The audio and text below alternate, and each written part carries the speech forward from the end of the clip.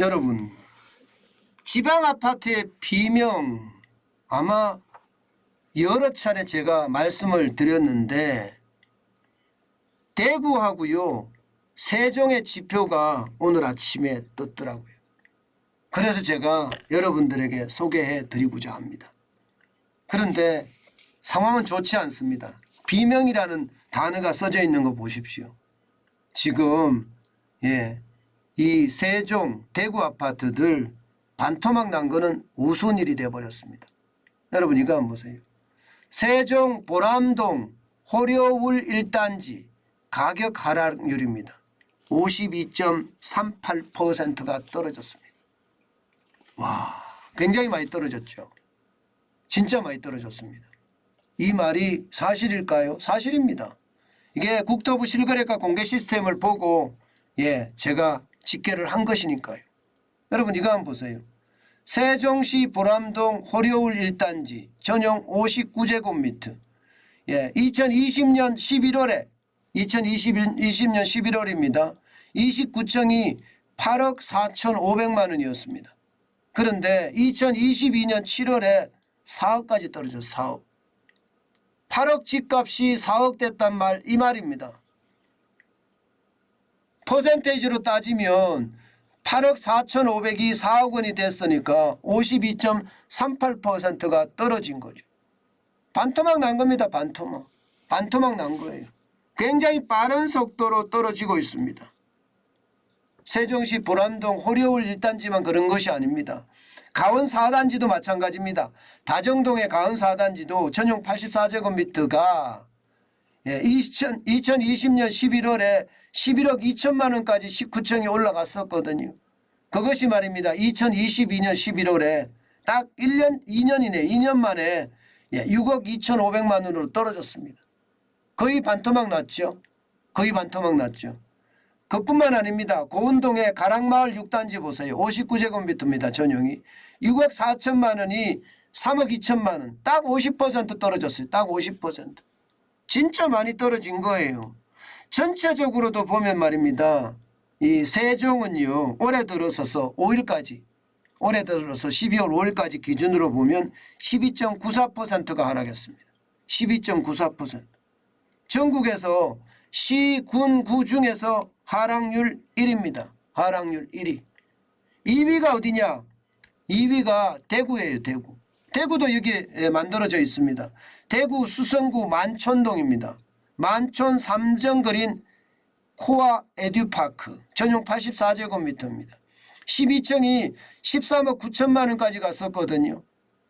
그것이 말입니다. 2022년 11월에 2층, 2층이기는 하지만 6억 4,700만 원이 됐습니다. 이것도 많이 떨어졌죠. 거의 반토막이 났죠. 거의 반토막이 났습니다. 굉장히 빠른 속도로 떨어진다 이렇게 이야기하고 있고요.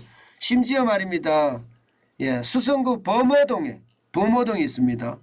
범어 라운 프라이빗 2차 전용 84제곱미터도 2020년 11월에 14억 9,500만 원 이게 11층입니다.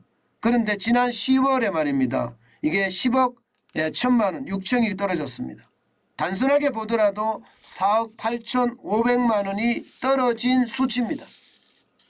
이러니까 대구도 진짜 많이 떨어진다고 이야기하잖아요. 대구도 올 들어서 보면 달서구가 12.17% 떨어졌고요. 달성구가 11.25% 떨어졌습니다. 그리고 수성구도 11.01% 떨어졌고요. 10% 넘게 뚝뚝 떨어지고 있는 거예요. 평균이 그렇게 떨어지고 있는 겁니다. 굉장히 빠른 속도로 떨어지죠. 수원에 있는 영통구도 마찬가지입니다. 수원의 영통구도 12.53%가 떨어지면서 전국에서 하락률 3위를 기록했습니다. 수원까지도 지금 떨어진다는 이야기잖아요. 수원까지도. 그만큼 말입니다. 지금 집값 거품에 대한 붕괴는 굉장히 빨라지고 있다 이런 얘기예요. 빨라지고 있다. 이 세종이나 대구 같은 경우는요. 기본적으로 세 가지가 동시에 몰렸어요. 핵심이 뭐였느냐? 공급이에요. 공급이 너무 과잉으로 일어났기 때문에 이게 떨어질 수밖에 없었다. 이렇게 이야기할 수가 있고요. 여기에다가 금리 인상이 되니까 그죠? 이자에 대한 부담감 굉장히 크잖아요. 예. 여기에다 각종 규제가 이루어지니까 이게 규제를 한다. 정부가 규제를 한다는 이야기는 그 지역이 오른다. 그 말하고도 똑같은 이야기거든요. 그러다 보니까 굉장히 집값이 빨리 올랐습니다. 집값이 너무 빨리 올랐기 때문에 지금 떨어질 때는 더 빨리 떨어진다. 뭐 이렇게 이야기할 수가 있죠. 세종 같은 경우는요. 기본적으로 행정수도 이전에 대한 그런 기대감이 지금 내려앉았고요. 그래서 지금 집값이 굉장히 빠른 속도로 떨어진다 이렇게 이야기합니다. 물론 정부는요.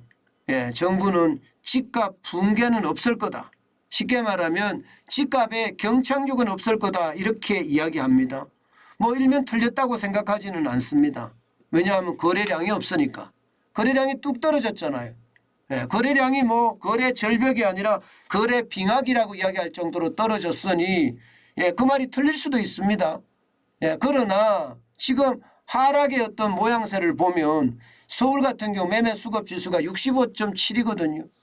65.7이라는 것은 100일 기준으로 봤을 때 굉장히 낮은 수치입니다. 전국적으로도 73.1이에요. 역대 최저입니다. 역대 최저. 다시 말해서 아파트 매매 수급 지수라는 것은 결국 매수 심리에 가까운 건데 100을 유지를 할 때는요. 매도자나 매수자나 쉽게 말하면 동등한 상황이라는 거예요. 그런데 지금 67이 돼버리잖아요. 그러면 매수자가 없어졌다는 거예요. 매수자가. 근데 더 웃긴 거는 매도자도요. 나는 그 가격에 안 팔아 이렇게 되는 거예요. 나는 그 가격에 안 팔아. 그러니까 지금 시장에는 왜곡이 일어났다고 보입니다. 그런데 결국 말입니다. 이게 금리가 계속 올라가고 금리에 대한 부담감을 이제 떠안게 되면 아니야. 나도 그 가격에 팔래 하고 나오기 시작할 겁니다. 그러면 그때가 이제 거래량까지 이제 받쳐주는 하락 기회에 접어들 텐데 지금 당장을 봐서는요. 집값이 폭락한다. 이렇게 단정 짓기는 굉장히 어렵습니다.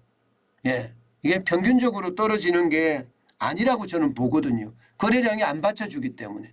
결국 거래량이 받쳐줄 때 실제 지금처럼 떨어지면 경착륙이죠. 그러나 아직까지 거래량이 안 받쳐주기 때문에 경착륙이라고 보기는 좀 힘들다. 지금은 그냥 급한 사람들 급매나 급급매나 초급매나 이런 물량들이 소화되는 시기다. 뭐 이 정도로 해석하는 것이 좋을 것 같습니다. 그렇지만 말입니다. 그렇지만 경매 시장을 보면요. 이게 낙찰가율도 그렇고 낙찰률도 그렇습니다. 그만큼 최하거든요. 낙찰률도 최하고요. 낙찰가율은 최하는 아니에요. 낙찰가율은 최하는 아니지만 낙찰률이 최하거든요. 지금 서울 같은 경우 경매 낙찰률이 14.2%밖에 안 됩니다. 10개 경매가 올라가면 한 개 조금 더 된다는 거예요. 낙찰되는 게. 이 말은 시장의 어떤 하락의 여건이 성숙되어 있다고 보거든요. 결국 말입니다. 시장은 좀 더 지켜봐야 되겠지만 떨어지는 쪽으로 갈 거예요.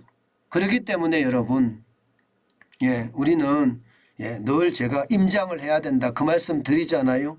맞습니다. 임장을 하면서 내가 어떻게 움직일 것인가 그 방향 반드시 잡아야 됩니다. 지금 시장을 다니면서 잡아놔야지 나중에 집값이 떨어졌을 때 내가 움직이는 그런 폭이 아주 자유로워지거든요. 근데 지금 임장을 안 하면요. 그 상황을 읽으려고 이게 뭐 집값이 많이 떨어진 거야 적게 떨어진 거야 이것도 모르거든요. 그러면 기회를 놓칠 수도 있으니까 저는 이런 토요일 날 일요일 날 시간이 되면요. 임장을 한번 해보는 것 나쁘지 않다고 생각을 합니다. 그만큼 말입니다. 부동산은 거래가 아직 많이 안 일어나고 있긴 하지만 급매나 초급매의 가격들이 많이 떨어지고 있으니 임장을 해서 기회를 잡을 수 있으면 잡았으면 좋겠다. 그 말씀이에요. 이게 기회를 잡는다는 게 여러분 지금이 최저가냐 어느 누구도 장담 못합니다. 근데 중요한 것은요. 내가 마음먹기를 2020년 초순의 가격이면 난 사겠다. 아니면 2019년 초순의 가격이면 사겠다. 그것도 아니다. 2018년 초순에 가격이면 사겠다. 그런 마음가짐을 가지고 하시는 게 중요하다. 그런 생각 저는 해봅니다.